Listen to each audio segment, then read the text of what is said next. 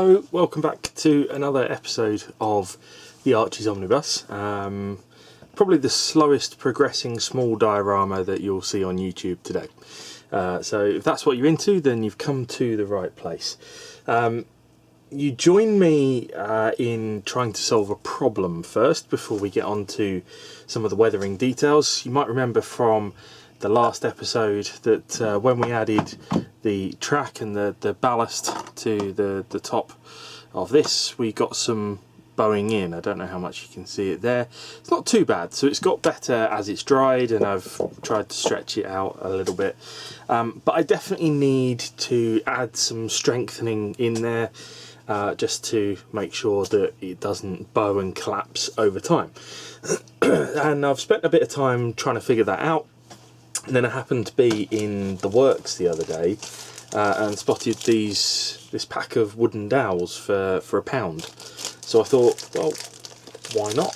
That seems like a very good solution to my problem. So what I need to do is cut down some strips to the right width and then glue them in place. Probably, I'm guessing, with a hot glue gun.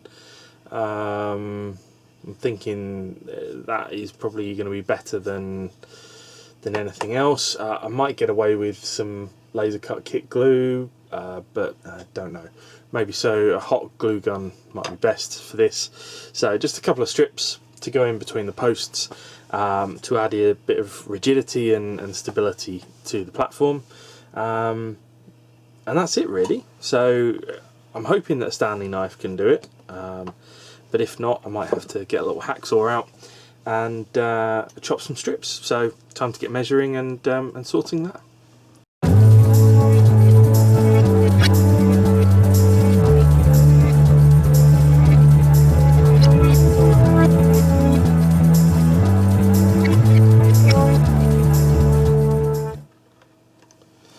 Lovely. I don't know if you can see that there, but it's a pretty good fit across. So we need to get that glued in place. The good thing is that because it is stretching it out, it means that the two sides are pushing back in against the rod, so it's gonna hold the glue quite well, I think. And it does mean I think I can probably get away with a lesser glue, if you will, rather than having to fire up the hot glue gun just for this. In fact, I'm thinking about a bit of PVA because really all I want is for it to be held in place. That's it. Doesn't need to be anything too dramatic. So a bit of PVA I think will do nicely. So I'm just squeezing some out into this palette, because I'm figuring what I can do is actually literally just dip the ends in and then put it in place like that. So now all the glue has set on my dowels and they're pretty sturdy and holding this all together nicely. The next big job on the arches themselves is to start working on the look in terms of weathering, in terms of adding the grout, or the pointing. Pointing is the word I was looking for, between the bricks. It's one of those things where everyone seems to have their own different methods, and I've been playing around with a few different things. So I had a couple of goes on the back here, which I don't know how well you can see there. But really I want something subtle, but also, you know, that does show a difference. So I then did some work on the front here, and I'm trying to use a light here to show you a bit more detail, where eventually I ended up using some yellow-grey paint and some acrylic thinners, and making something up that I could then use as a wash, because I had actually tried using a panel line wash in a dust colour, but it just really didn't work. So this method seemed to work a little bit better. I don't know as if the camera really showed it to you properly there, but it did work a little bit better. It's simple and easy to do, so that's the method I'm going to go for in terms of a wash over. But before I do that, I need to give everything a spray with some varnish so that it doesn't attack the base paint that's there. So an ultra matte Lucky varnish is going to go in the airbrush now, and we'll give it a dust over.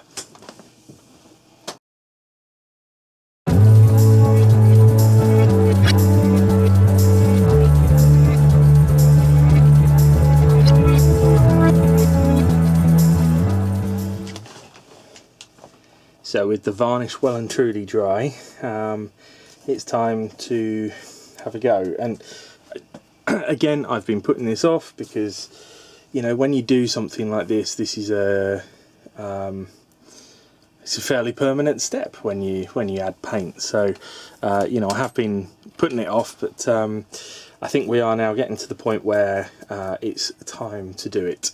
So grab myself a paintbrush. You know, ideally wanted something fairly wide, and then I'm going to need a palette, so a small palette here, and then my paints. So we went with a yellow grey and then some acrylic thinner. So what I'm going to do is give this a good shake first. Always give these paints a good shake, and I'm just going to go with a few drops in there because it's going to be thinned down, so it doesn't need to be that thick. And then going for just about 50-50. Yeah, not over fussy on that, but about 50-50. Give it a quick mix with something. In this case, the back end of an old brush. And then we are going to see how this goes. So here we go. Wish me luck.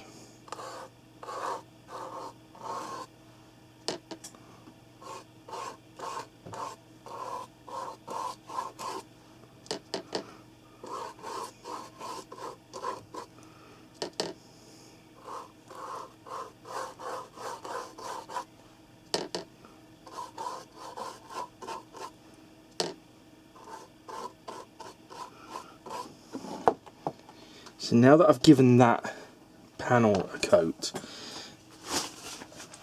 it's time to wipe off the excess. So I'm getting a piece of kitchen roll, a little spray of IPA, and I'll give it a wipe off. And I don't think the paint has gone enough into the gaps, and that may indicate that maybe I didn't have the paint thin enough. Yeah, you can see that it's actually only in certain places gone into the cracks, so that hasn't really worked. And the other thing is, using the IPA isn't working. Probably need to use some thinners instead. So I'm going to put some thinners in the palette.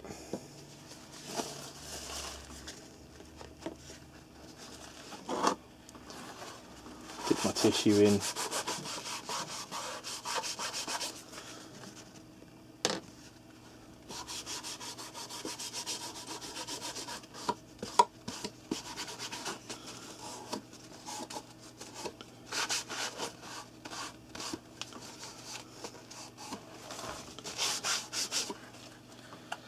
Essentially, that has been an unmitigated disaster.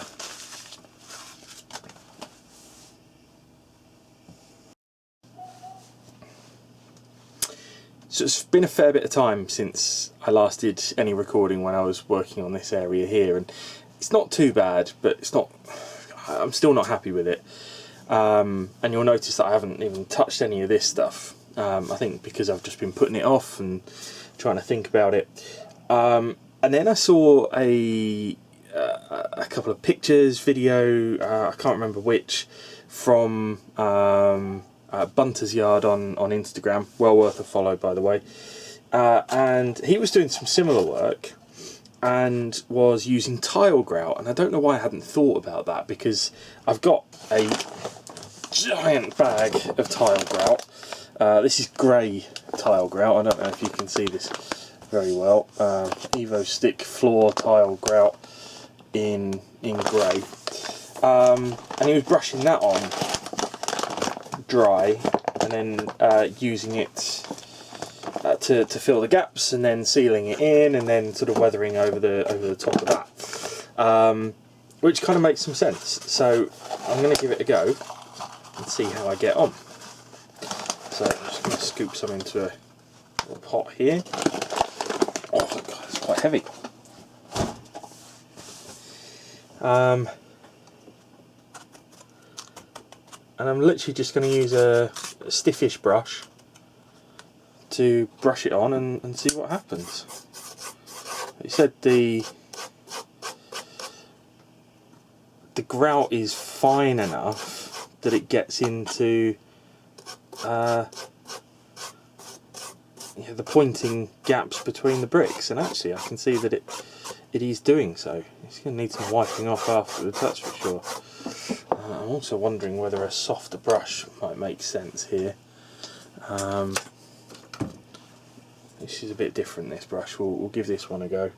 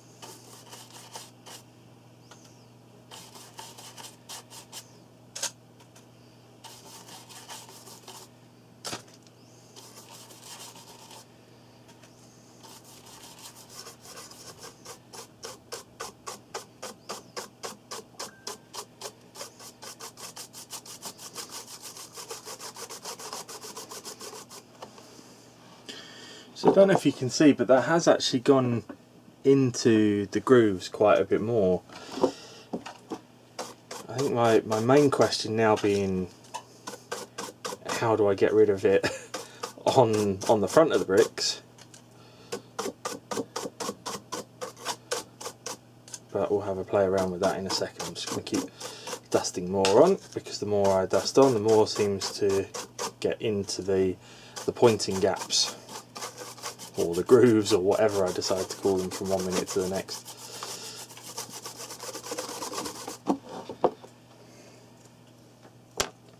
Maybe this is where I'll now use the stiffer brush.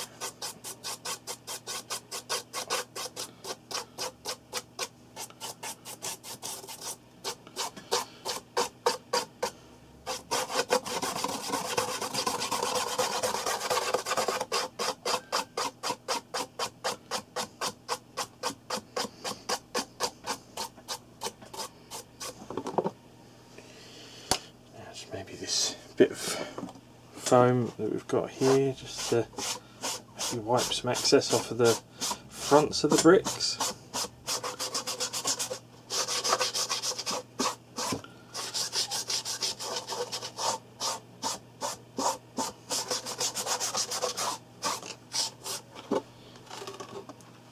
I don't know how well you can see that there, or possibly not at all, but that is definitely better than the ones next door to it. So I think if I can perfect that approach, then we might be getting somewhere. So next I'm going to want to add a little weathering. Now I don't plan to go over the top with the weathering, but certainly want to add some streaks and some, you know, dirt and darkness in areas. So I'm using this this black soil pigment. It's a bit of something I've got left over from an old selection, and I'm just going to start off with adding some little bits here and there, but because this is a soily colour as well, a lot of this will get added to the bottom, you know, where this will meet the ground.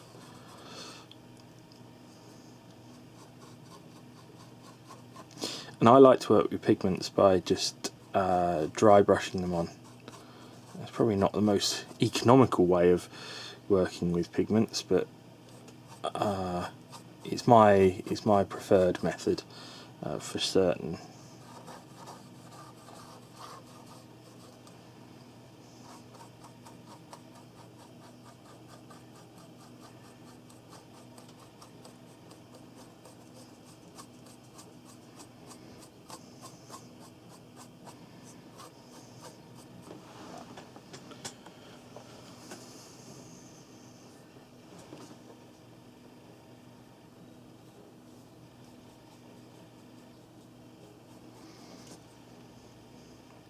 Something like a black soil, a very dark soil colour, can be quite good for general weathering as well.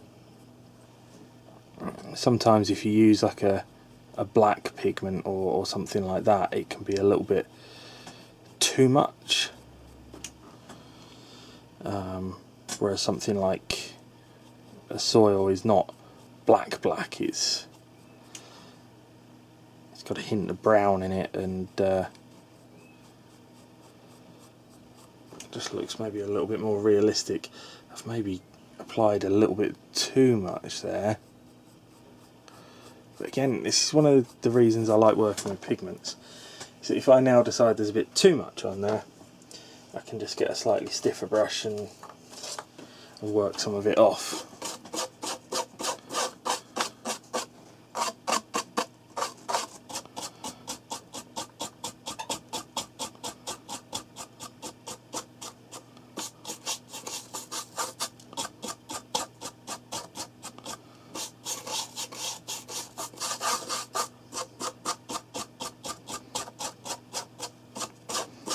Sometimes you may brush across to help blend in, but in general you want to be going down in the direction that any weather may be coming. So from the top to the bottom, in general, slightly more streaky patterns to create the effect, you know, where particularly rain and rainwater has moved the weathering down, or moved the darkening down. Certainly at the top, I will start with this run of dark across the top, and then start to brush it down from there, because you will always find there'll be a collection of that sort of darkness at the top, or under any sort of lintel or anything like that. So again, you know, there is this extra block that runs across here, so just adding a little bit underneath, and then start to work it downwards from there. And again, then just underneath in the arch, so just add a bit to the underneath of the arch like this, and then start to work it downwards from there. But the point is that if you see any streaks, they should always be in a downward motion. Same with the posts here. I'm sure they're not called posts, but you know what I mean by saying posts. So we'll go with that. And not forgetting underneath any windows as well. They tend to be pretty dirty and grimy.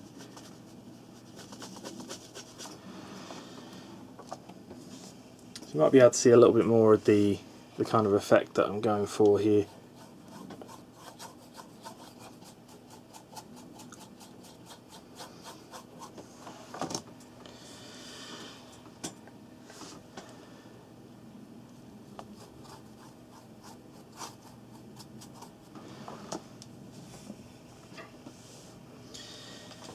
And with this, once I've done the kind of pigment side of things, I'll probably then take a stiff brush to it again and just again work it downwards to try and create any more streaks that I can. And then there might be areas that I try to clean up a little bit if I think it's over the top. But the good thing about dry brushing with pigments is that you can just play until you're happy. Obviously the darker the pigment, the more difficult it is to get rid of once you've applied it. Whilst the pigments are dry, they do hold on to the surface remarkably well. So sometimes you've got to be careful with how much you put on if you think you're probably going to want to work some off afterwards.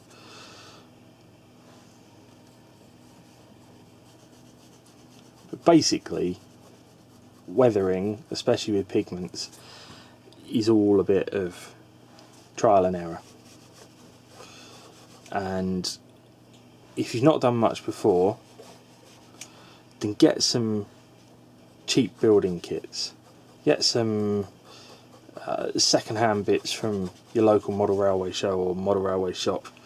That maybe got a rummage box of things that people have already built, or old loco bodies are great for working with. And just get pigments out, get paints out, and just play. Use a bit of reference material as well. So Google's always good for that. But also later on this year, I will, hopefully as long as I can get around to finishing it, have a weathering reference book coming out full of pictures that show different rust and weathering on tracks and locos and things like that. But hopefully what you can see is that this has been generally dirtied and generally dulled down as well. So the bright blue colour that we had to begin with, was quite bright, but that was always fine because I knew we were going to weather over the top of it as well. So I've done that kind of base weathering for the front of the arches. I then gave it a spray of Humbrol acrylic clear varnish in matte, and that's the kind of look that we've got. So it's pretty basic, but that's what I wanted for now. Don't know if you can see, but actually, some of the brickwork is showing up quite nicely now. Again, I don't think the camera does it any justice. Really must invest in a better camera at some point, but for now, hopefully you can see the general effect that we've got going on there. So obviously that's going to sit in place here. And you might remember that I've talked about adding lighting in here because we've got this kind of open unit here. But what I don't want to do is put a light directly in the middle of it. I think it'll look too bright. So I'll probably put one in the center here that will just give us a gentle light that runs through here. And also if I happen to decide to leave one of these doors slightly ajar, then again you'll see the light through there. So there's a couple of things for me to do at this point. One, I've got some bits of detail to add. So there's the door to go on there, which is pre-painted, and then I've got a couple of windows as well that have been pre-painted. So with the windows, I want to cut a bit of clear plastic and put that on there as some glazing on the inside, and of course to do that I'll be using glue and glaze. You really shouldn't use anything else when applying glazing. And then also there's this door to fit, and I think, now I think about it, that this is actually the one with the, I think this has got some kind of frontage to it as well, which is why I wanted the light to shine out of this one. So I think this is like a double layer frontage. I need to consult the manual for that, and that all needs painting up and applying. But I think for finishing this episode off, I'm going to glue in place these fixtures here, add a little bit of weathering to those, and then glue in place an LED light in here, and yeah, that will probably then be us for this episode, which is kind of good timing because I head off on holiday in a couple of days' time. So this gives a good chance to get things to a good stage before I head off on my jollies. So let's get cracking on these last few bits then.